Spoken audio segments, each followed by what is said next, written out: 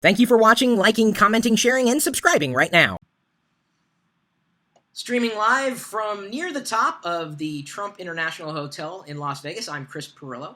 And one of the topics we wanted to cover today is in relation to an article posted on LockerDome, Windows 8, not a haven for developers.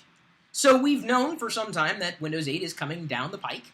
It's got, at this point, two user experiences, the classic desktop experience, and then the newer Metro experience, and it's trying to combine the two in a single operating system. This isn't too much of an issue, at least for most people, most users, but the issue is really with developers.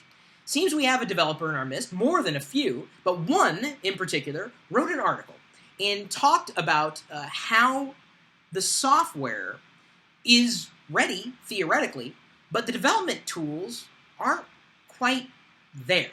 And developing for an operating system that's currently in beta, with tools that are also kind of in beta, won't create something that's usable. This was one of the bigger problems Microsoft had before Vista had shipped. Remember Longhorn and the idea of Longhorn and managed code?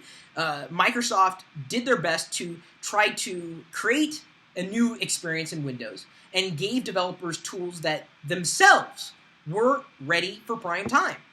And so even though the platform may be solid, it may be ready to go, if the software isn't ready to go at the same time, there may be a lack of, well, let's say available usable code when Windows 8 ships. It may be a year or so down the line when the platform has proven to be solid and adoption has proven to be solid before developers join.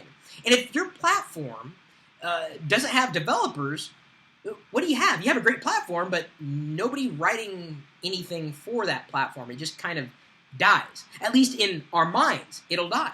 And can Microsoft really afford to have this happen to them? I mean, are people going to hold on to legacy Windows apps forever? Now, you may be looking at it from a user's perspective, thinking, oh, it'll be fine. Really? Do you want a program that's stable? Do you want a program that's solid? Do you want a program that works?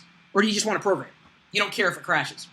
Of course you care if it crashes. You want it to work. Most people do. The average user does. So think about that when you look at Windows 8 from a developer's perspective. And if you lack that developer's perspective, you owe it to yourself to read about a developer's perspective. We've linked that article in the description below.